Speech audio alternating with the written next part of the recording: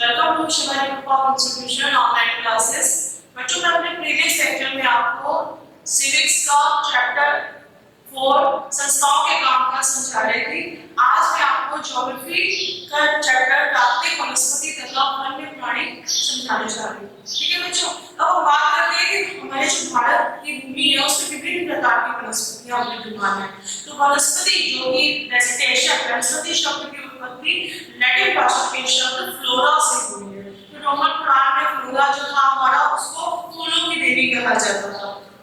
तो बच्चों हमारे आसपास स्कूल या आसपास के मैदानों में भी भांति भांति की झाड़ियां, घास, वृक्ष तथा पक्षी इत्यादि देखने को मिलते हैं। तो भारत प्रमुख 12 जैव विविधता वाले देशों में से एक विशाल देश है। हमारे देश में पौधों तथा वृक्षों की लगभग 47,000 प्रजातियां पाई जाती हैं। इस दृष्टि से जो भारत देश है हमारा विश्व में 10वें स्थान पर है और एशिया में 4थे स्थान पर है। ठीक है बच्चों, तो भारत देश फूलों वाले तथा बिना फूलों वाले पौधों से संपन्न है। तो भारत में केवल फूल देने वाले पौधों की 15,000 प्रजातियां पाई जाती हैं। यह संख्या संसार में फूल देने वाले पौधों की प्रजातियों का 6% है। तो हम बात करते हैं जो सामान्य प्राकृतिक रूप से उगने वाले पेड़ पौधों को प्राकृतिक वनस्पति कहते हैं। तो हम बात करें जैसे कि चैप्टर का नाम है प्राकृतिक वनस्पति तथा वन्य प्राणी। तो प्राकृतिक वनस्पति क्या होता है? Natural vegetation. तो सामान्यतः प्राकृतिक रूप से उगने वाले पेड़ पौधों को प्राकृतिक वनस्पति कहते हैं, परंतु वास्तव में वनस्पति से अभिप्राय पौधों की उन प्रजातियों से है जो किसी दिए हुए पर्यावरण में एक साथ उत्पन्न होती है। तो बच्चों वास्तव में जो प्राकृतिक वनस्पति होती है उन पेड़ पौधों को कहा जाता है जो एक लंबी अवधि में अपने मूल रूप में होते हैं, अर्थात इनमें मनुष्य का किसी भी प्रकार का हस्तक्षेप नहीं होता। मतलब इनके उगने में मनुष्य का कोई भी हाथ नहीं होता, ये नेचुरली मतलब प्राकृतिक रूप से ये उगते हैं। ठीक है, तो भारत की प्राकृतिक वनस्पति बहुत ही कम सीमा तक प्राकृतिक है। भारत में हिमालय तथा थार मरुस्थल के कुछ दुर्गम भागों को छोड़कर अन्य सभी प्रदेशों की वनस्पति परिवर्तित हो चुकी है। तो हम बात करते हैं कि जो भिन्न स्थानों की जो प्राकृतिक वनस्पति होती है उसमें विविधता कैसे होती है। तो हम बात करते हैं कि वनस्पति की विविधता को प्रभावित करने वाले कारक। तो हम एक एक करके इसको डिस्कस करते हैं। तो ये हमारे वनस्पति की विविधता को प्रभावित करने वाले कारक है भूभाग, मिट्टी, सूर्य का प्रकाश, वर्षण और तापमान। ठीक है बच्चों, इसको एक एक करके डिस्कस करते हैं। सबसे पहले बात करते हैं लैंड एरिया यानी भूभाग। तो किसी भी भौगोलिक क्षेत्र के पर्यावरण और पारितंत्रीय संतुलन में भूमि के उपयोग की महत्वपूर्ण भूमिका होती है। तो भूमि का वनस्पति पर प्रत्यक्ष और अप्रत्यक्ष दोनों रूप से प्रभाव पड़ता है। जैसे कि पर्वत, पठार, मैदान और शीतोष्ण कटिबंधों में एक ही प्रकार की वनस्पति नहीं हो सकती है, क्योंकि धरातल के स्वभाव का वनस्पति पर बहुत प्रभाव पड़ता है। मतलब उपजाऊ भूमि में प्रायः कृषि की जाती है, जबकि असमतल और ऊबड़-खाबड़ भूमि पर कृषि करना उपयुक्त नहीं होता है, तो जिससे वन्य प्राणी आश्रय पाते हैं। तो सबसे पहले क्या कहा गया हमारा भूभाग, मतलब कि भूभाग का भी लैंड एरिया का भी बहुत ज्यादा वनस्पति पर प्रभाव पड़ता है। पर्वतों और पठारों की तुलना में मैदानों में कृषि करना बहुत ज्यादा उपयुक्त होता है। नेक्स्ट हम बात करते हैं मिट्टी यानी सॉइल। ठीक है, तो विभिन्न स्थानों पर अलग-अलग प्रकार की मृदा पाई जाती है, जैसे कि आप जानते हैं जो विभिन्न प्रकार की वनस्पति का आधार होती है। रेगिस्तानी क्षेत्र में बलुई मिट्टी की प्रधानता होती है, जहां कंटीली झाड़ियां और नदियों के कमानों पर निर्मित डेल्टाई क्षेत्रों में पर्णपाती वन पाए जाते हैं। वहीं पर्वतीय ढालों वाले क्षेत्रों में जहां मृदा की परत गहरी होती है वहां शंकुधारी मतलब कॉनिफेरस वन पाए जाते हैं। तो मिट्टी का भी वनस्पति पर बहुत ज्यादा प्रभाव पड़ता है। नेक्स्ट कारक आता है जलवायु। नेक्स्ट कारक आता है जलवायु यानी क्लाइमेट। तो किसी भी क्षेत्र की जलवायु का अध्ययन करते हुए निम्न चीजों को ध्यान रखा जाता है। मतलब जलवायु के अंतर्गत क्या चीज ध्यान रखी जाती है? तापमान, सूर्य का प्रकाश और वर्षण। ठीक है दोस्तों, तो सबसे पहले बात करते हैं कि तापमान यानी टेम्परेचर। तो तापमान से आशय वातावरण की उष्णता की माप से, मतलब वातावरण कितना हमारा गर्म है कितना ठंडा है उसकी मांग से, अर्थात वातावरण से जलवायु की स्थिति तथा सर्दी व गर्मी की जानकारी मिलती है। वनस्पति की विविधता और विशेषताएं तापमान और वायु की नमी पर भी निर्भर करती है। तो वनस्पति के स्वरूप पर वायुमंडल के तापमान व आर्द्रता का गहरा प्रभाव पड़ता है। जैसे उदाहरण के लिए हिमालय तथा प्रायद्वीपीय भारत की पहाड़ियों पर ऊंचाई की ओर जाते हुए तापमान कम हो जाता है। जैसे कि आप जानते हैं कि जैसे जैसे हम ऊंचे क्षेत्रों में जाते हैं टेम्परेचर हमारा क्या होने लगता है, जो कम होने लगता है। तो परिणामस्वरूप वनस्पति के प्रकार और वृद्धि में भी अंतर पाया जाता है। तो यह उष्णकटिबंधीय से अल्पाइन वनस्पति का रूप ले लेती है। मतलब निचले क्षेत्रों से अगर हम ऊपरी क्षेत्रों की ओर जाएंगे तो तापमान भी कम होता जाएगा, तापमान का फिर हमारा प्रभाव वनस्पति पर भी पड़ेगा। ठीक है, नेक्स्ट हम बात करते हैं जलवायु में हमारा है नेक्स्ट सूर्य का प्रकाश। तो हम सूर्य, जैसा कि आप जानते हैं कि हमारे सौर मंडल का सबसे बड़ा पिंड है। तो सूर्य से पृथ्वी पर प्रकाश आने में 8 मिनट 20 सेकंड का 8 मिनट 20 सेकंड या 500 सेकंड का समय लगता है। इसी प्रकाशीय ऊर्जा से प्रकाश संश्लेषण नामक एक महत्वपूर्ण जैव रासायनिक अभिक्रिया होती है जो पृथ्वी पर जीवन का आधार है। तो सूर्य का प्रकाश पृथ्वी की जलवायु और मौसम को भी प्रभावित करता है। सूर्य के प्रकाश का समय उस स्थान की अक्षांशीय स्थिति, समुद्र तल से दूरी, ऊंचाई और ऋतु पर निर्भर करती है। तो प्रकाश अधिक समय पर मिलने के कारण वृक्ष गर्मी की ऋतु में जल्दी बढ़ता है। तो सूर्य के प्रकाश का भी हमारे वनस्पति पर बहुत प्रभाव पड़ता है। नेक्स्ट हमारा आता है वर्षा यानी प्रेसिपिटेशन।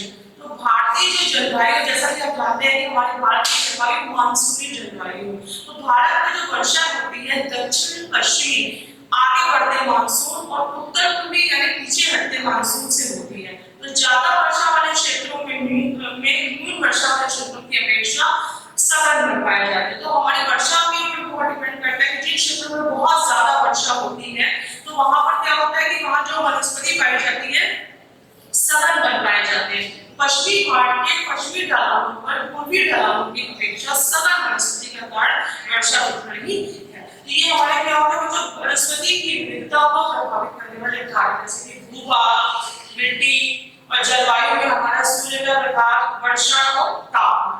ठीक है बच्चों, तो भारत में बड़े वृक्षों से लेकर घास और झाड़ियों तक कई प्रकार की वनस्पतियां पाई जाती हैं।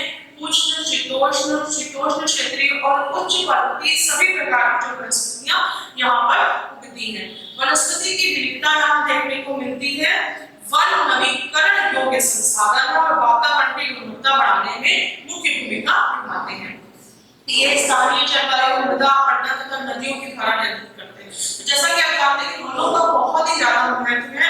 ये वातावरण की गुणवत्ता को बनाए रखते हैं, ये मृदा अपरदन को होने से रोकते हैं। मृदा अपरदन जैसा कि मैंने आपको बताया था कि बहुत तेज बहते हुए पानी से और बहुत तेज चलती हुई हवाओं से जो मिट्टी की ऊपरी परत अपने स्थान से हट जाती है उसको हम मृदा अपरदन कहते हैं। तो वृक्ष क्या होता है, वृक्ष बाढ़ की स्थिति को नियंत्रित करते हैं, पानी के बहाव को रोकते हैं। तो वृक्षों का बहुत ही उपयोग है। देखिए बहुत से उद्योगों के आधार भी हैं तथा अनेक समुदायों को जीविका प्रदान करते हैं। ये मनोरम प्राकृतिक दृश्यों के कारण पर्यटकों को आकर्षित करते हैं। ये तापमान और पवन को भी नियंत्रित करते हैं और वर्षा लाने में मदद करते हैं। ठीक है, तो बच्चों हम बात करने जा रहे हैं कि भारतीय प्राकृतिक वनस्पति में अनेक कारणों से ज्यादा परिवर्तन है। जो हमारी नेचर वेजिटेशन है वो अब चेंज होती जा रही है। तो किस वजह से चेंज हो रही है?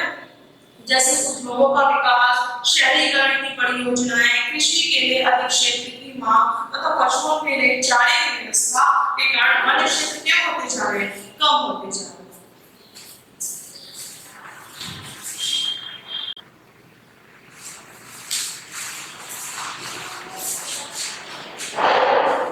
तो सन 2015 में वनों का कुल क्षेत्रफल 70.16 लाख हेक्टेयर था।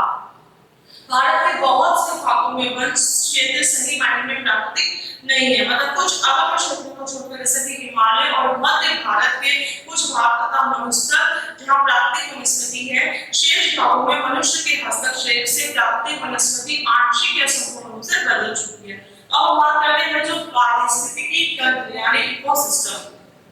तो प्राणियों और वनस्पतियों का वितरण मुख्य रूप से जलवायु द्वारा निर्धारित होता है। यद्यपि मृदा, उच्चावच इत्यादि अन्य कारकों से भी प्रभावित होता है।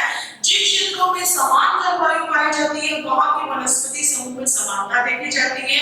वनस्पति समूह की समानता देखकर वहां मिलने वाले प्राणियों में समानता का अनुभव लगाया जाता है। तो वनस्पति बदल जाए तो प्राणियों में परिवर्तन आ जाता है। तो वनस्पति के बदलने से क्या होता है, जो प्राणियों में भी परिवर्तन आ जाता है, क्योंकि जो वन्य वनस्पति और वनस्पति में आपसी संबंध हुआ करता है और दोनों एक दूसरे पर निर्भर करते हैं। वन्य वनस्पति पे हमारी वनस्पति निर्भर करती है, ठीक है। तो ये जो पारस्परिक संबंध उस क्षेत्र के प्राकृतिक पर्यावरण के साथ भी बना जाता है, जिसको हम लोग क्या कहते हैं, पारितंत्र या पारिस्थितिकी तंत्र यानी इकोसिस्टम कहते हैं। मतलब कि वन्य प्राणी, मतलब जो हमारे वाइल्ड लाइफ है और हमारी नेचुरल वेजिटेशन प्राकृतिक वनस्पति है, उसके बीच में जो संबंध होता है उसी को हम लोग क्या कहते हैं, पारिस्थितिकी तंत्र कहते हैं, इकोसिस्टम, ठीक है। तो इस परितंत्र के हम मतलब मनुष्य अभिन्न अंग हैं, परंतु जब अन्य प्राणियों का दबदबा बनाए रखने के लिए हम विभूषणता का परिचय देते हैं तो इससे हमें बहुत ही घातक परिणाम भुगतने पड़ते हैं, ठीक है बच्चों। अब हम बात करने जा रहे हैं वनस्पति वनों के प्रकार, ठीक है। संसार में कुल वन क्षेत्र का केवल 1.6% भाग भारत में। वर्षा की मात्रा, ताप, मिट्टी इत्यादि के स्थानीय अंतर के कारण भारत में निम्न प्रकार के वन पाए जाते हैं। हम बात करने जा रहे हैं कि भारत में निम्न प्रकार की वनस्पतियां पाई जाती हैं। उष्णकटिबंधीय वर्षावन जिन्हें सदाबहार वन भी कहते हैं, उष्णकटिबंधीय पर्णपाती या पतझड़ी वन, उष्णकटिबंधीय कंटीले वन तथा झाड़ियां, पर्वतीय वन और ज्वारीय वन। अब हम इसको एक एक करके डिस्कस करने जा रहे हैं, ठीक है सर। सबसे पहले हम जो बात करते हैं उष्णकटिबंधीय वर्षावन या सदाबहार वन। बच्चों ये जो हमारे उष्णकटिबंधीय वन है, जिन प्रदेशों में उष्णार्द्र जलवायु पाई जाती है, मतलब कैसी जलवायु पाई जाती है, उष्णार्द्र जलवायु, ठीक है। जिन क्षेत्रों में उष्णार्द्र जलवायु पाई जाती है वहां वर्षा का औसत तापमान कितना होता है, 200 सेंटीमीटर। वर्षा का तापमान कितना होता है, 200 सेंटीमीटर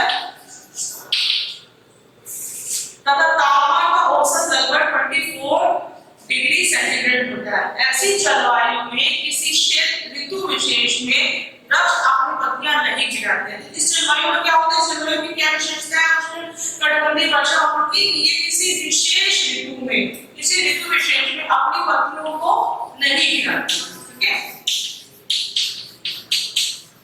अपनी पत्तियों को नहीं गिराते, ये किसी विशेष ऋतु में अपनी पत्तियों को नहीं गिराते हैं, बल्कि ये सदा हरे भरे रहते हैं, जिसकी वजह से इन्हें सदाबहार वन यानी एवरग्रीन फॉरेस्ट भी कहा जाता है। तो विषुवत रेखीय वनों की भांति ये वन बहुत सघन होते हैं, प्यारे होते हैं, घने होते हैं। इनमें वृक्षों की ऊंचाई 30 से 60 मीटर या इससे भी अधिक हो सकती है। भारत में ये वन 4.5 लाख हेक्टेयर भूमि पर होते हैं। असम, महाराष्ट्र, कर्नाटक, केरल, त्रिपुरा, मेघालय, मणिपुर, पश्चिमी घाट, उड़ीसा, पश्चिम बंगाल के मैदानी भागों तथा अंडमान निकोबार द्वीप समूह में इन वनों का विस्तार पाया जाता है। इन वनों में हमारे ताड़, महोगनी, मतलब इनके मुख्य पेड़ क्या है, हमारे ताड़, महोगनी, सिनकोना, ताड़, महोगनी, सिनकोना, बांस, रबड़, बांस, रबड़, रोजवुड, बांस, रबड़, रोजवुड, आमलों, साल आदि वृक्ष होते हैं। तो इन वनों की क्या विशेषता मैंने आपको बताई कि ये वन किसी ऋतु विशेष में अपनी पत्तियों को नहीं गिराते, जिसकी वजह से ये सदा हरे भरे रहते हैं। अब नेक्स्ट हम वनस्पति की बात करने जा रहे हैं, उष्णकटिबंधीय पर्णपाती या पतझड़ी वन। तो इनको हम लोग मानसून वन भी बोलते हैं, ठीक है बच्चों, मानसून वन, उष्णकटिबंधीय पतझड़ी या पर्णपाती वन या मानसून वन। तो ये वन मानसूनी जलवायु की जो वन है हमारे मानसूनी जलवायु की विशिष्ट वनस्पति है, अतः इन्हें मानसूनी वन भी कहा जाता है।